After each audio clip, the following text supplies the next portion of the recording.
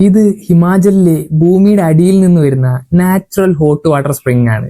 നമസ്കാരം, ഞാൻ സുമേഷ്. മണാലിയിൽ നിന്ന് 80 കിലോമീറ്റർ ദൂരെയുള്ള മണികരൻ എന്ന സ്ഥലത്താണ് ഞാനിപ്പോൾ ഉള്ളത്.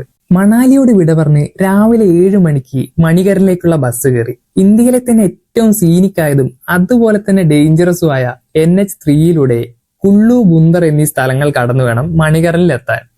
റോഡിന്റെ ഒരു വശത്ത് ബിയാസ് നദി ഒഴുകുന്നത് കാണാം. റിവർ റാഫ്റ്റിങ്ങിനുള്ള ബോട്ടുകളും ഹോട്ട് എയർ ബലൂണും ഒക്കെ നദിയുടെ സൈഡിൽ കാണാം. പല സ്ഥലങ്ങളിലും റോഡ് ഇടിഞ്ഞു പൊളിഞ്ഞിട്ടുണ്ട്. മണാലിയുടെ ഹൈറ്റ് എന്ന് പറയുന്നത് 6300 ഫീറ്റ് ആണ്. ബുന്ദറിന്റേത് 3500 ഫീറ്റും മണികരന്റെ ഹൈറ്റ് 7900 ഫീറ്റുമാണ്. അതായത് ആദ്യം താഴേക്കിറങ്ങി വീണ്ടും മല കയറണം. ബുന്ദറിൽ നിന്ന് മണികരനിലേക്കുള്ള ദൂരം 34 കിലോമീറ്റർ ആണ്. ഈ റോഡ് വളരെ ചെറുതും ഇടുങ്ങിയതുമാണ്. പാർവതി നദിയാണ് താഴെ കാണുന്നത്. മണികരനിലേക്ക് പോകുന്ന വഴിക്കായി കസോൾ എന്ന പട്ടണം കാണാം. മണാലിയിലെ തിരക്കിൽ നിന്നൊക്കെ മാറി ഒരു പീസ്ഫുൾ ആയ സ്ഥലം നോക്കുന്നുണ്ടെങ്കിൽ കസോൾ ഒരു ബെസ്റ്റ് ഓപ്ഷനാണ്. മണാലി ടു മണികരൻ യാത്ര ഏകദേശം 7 മണിക്കൂർ എടുത്താണ് പൂർത്തിയാക്കിയത്.